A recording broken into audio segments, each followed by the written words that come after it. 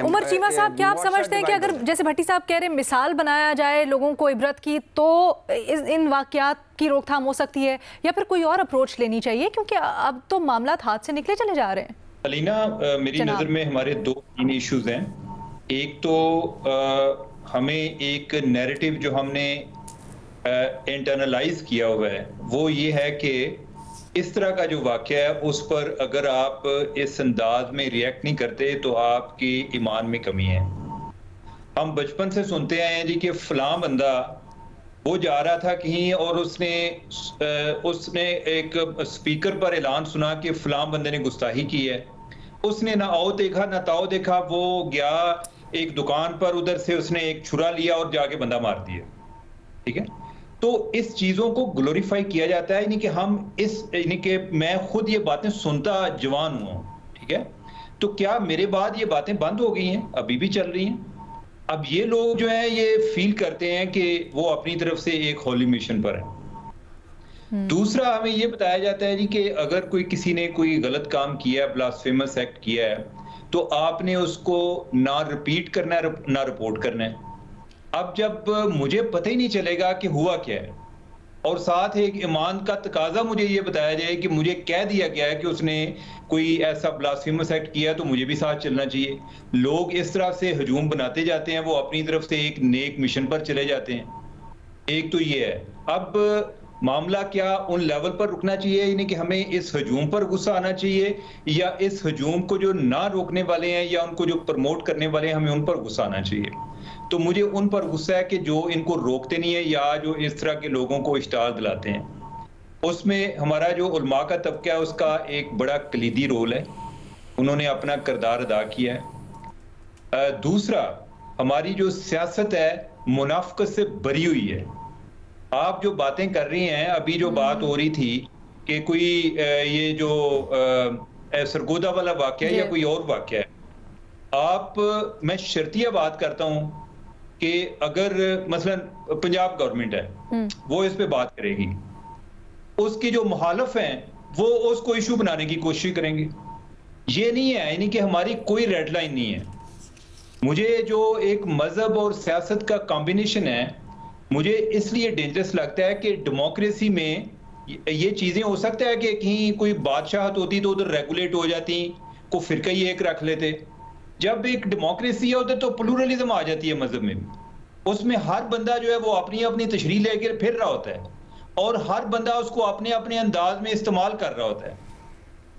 तो ये चीज जो है, यानी कि उसमें आप देख लें हमारी जो ओवरऑल जो एक पॉलिटिकल सारा नैरेटिव है, हमने मजहब के गिर्द उसको चलाते हैं। हमने मजहब की बुनियाद पर लोगों की जिंदगियों को खतरे में डाला है। हमारे बड़े बड़े एक लीडरशिप पोजीशन पे लोग जो हैं वो कई जो हैं वो बिल्कुल मौत के मुंह से जाते हुए वापस आए और कई जो है इस दुनिया से चले गए, लेकिन हमने नहीं सीखा। देखिए, ये जो बातें हैं ना कि इस्लाम जो है एक अमन पसंद मजहब है, इस्लाम अमन पसंद मजहब है, लेकिन इस्लाम को सबसे ज्यादा खतरा जो है ना वो मुसलमानों से है। उसकी वजह यह है कि मुसलमान जो कर रहे हैं ना एक गैर मुस्लिम की शक्ल में, यही इस्लाम है जो हम कर रहे हैं। आप जितना जी चाहे कहते रहें, आपकी तबलीग का असर नहीं होता जो आपके अमल का असर है। मैं जाके लोगों को बताऊं जी कि इस्लाम एक जो है ना अमन पसंद मजहब है, वो कहते हैं कि आपके उधर आप मुझे एक अमन पसंद की बात बता रहे हो, वो हजूम उधर क्या कर रहा था? बिल्कुल सही। हम इन चीजों को रोक पा रहे और हम जिंदा लाशें हैं। हमारा ये है कि हम जो है बात करने से भी घबराते हैं। हम एक दूसरे को एक आउट ऑफ सिंसेरिटी हुलूस के साथ हम एक दूसरे को डिस्करेज करते हैं कि इस तरह की बात ना करो। यानी कि आपको सर वो क्या बिल्कुल वही होता है ना, जैसे आपने इब्तिदा में बताया कि कोई बात करे भी तो ये होता है कि आपने भी तौहीन कर दी मज़हब की या व्हाटएवर, नाउज़ुबिल्लाह। लेकिन ये बताएं, आपने ये जो बात की, ये बहुत मानीखेज़ बात कि सियासत और मज़हब का आपस में मिलाप और किस तरह से इसको अलग अलग किया जा सकता है। क्या आप समझते हैं, हम बड़ी दफ़ा नेशनल डायलॉग की बात करते हैं, बैठकर इस चीज़ के ऊपर अब बात करने की ज़रूरत है कि सियासत में मज़हब को ना लाया जाए, या हमने अक्सर ये भी देखा है कि मजहबी सेंटिमेंट को कैश किया जाता है ख़ासकर, तो इससे एटलीस्ट सब दूर रहें। अलीना, मेरा ख्याल है कि ये वाला मामला हमारे तो हर कोई भी मामला अभी तक नहीं सुधर रहा। यानी कि हम कोई या तो ना कि हम हमारी कोई हिस्ट्री हो कि हमने कोई बड़े अहम फैसले जो हैं किए हैं वो हमने नहीं किए।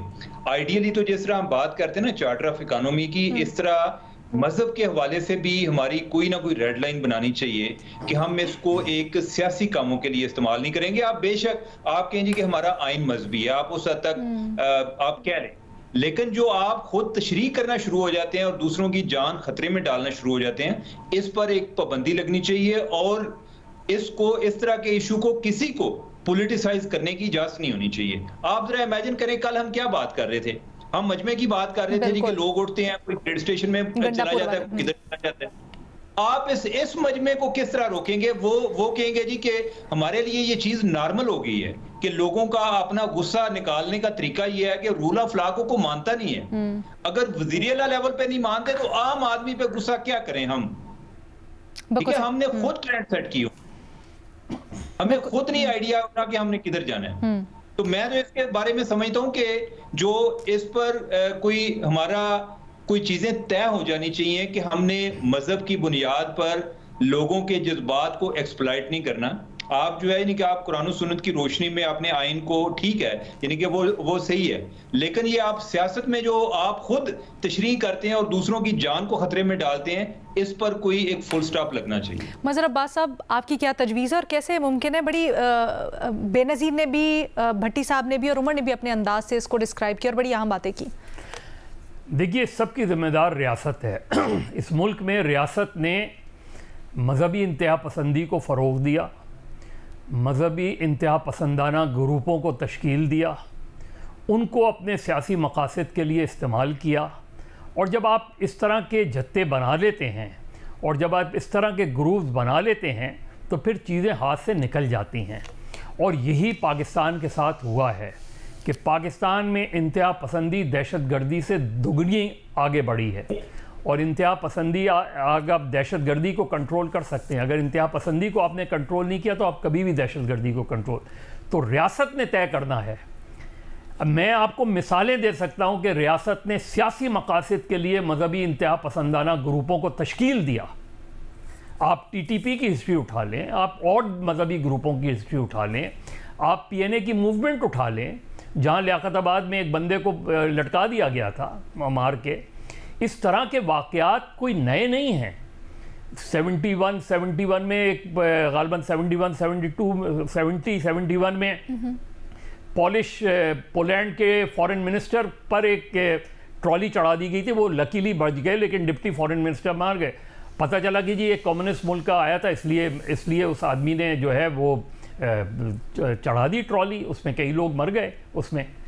तो आपकी ये आज की मसला नहीं है, इसकी शिद्दत बढ़ती जा रही है और आपकी रियासत सबक नहीं सीख रही। आपकी रियासत जिम्मेदार है कुल्ली। ये हुजूम तो बहुत बाद की चीज़ें हैं। जब रियासत माइंडसेट ये हो कि अपने एक सियासी ग्रोह को, किसी को ख़त्म करने के लिए आप ऐसे एक ग्रुप्स को खड़ा कर दें और उनको क्रश करने के लिए फिर किसी और ग्रुप को खड़ा कर दें, तो इस मुल्क में जो इंतहा पसंदी फैली है उसकी बुनियादी जिम्मेदार रियासत है। आप कानून बना लें, आप जितने भी कवानीन बनाना चाहें बना लें, जब तक रियासत का माइंडसेट तब्दील नहीं होगा पाकिस्तान में इंतहा पसंदी कभी भी ख़त्म नहीं होगी। इस तरह के वाक़यात आपको और मिलेंगे, इस तरह के वाक़यात बढ़ते हुए और मिलेंगे। तो ये सिर्फ एक ने फैसला करना है। Benazir please brief.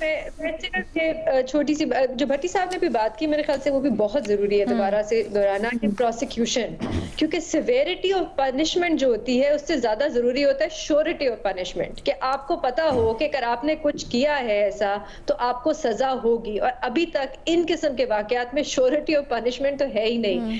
बहुत से आप केसेस निकाल के देख लें, आपको पता ही नहीं कि वो गिरफ्तार हुए, उनको सजा हुई या नहीं हुई।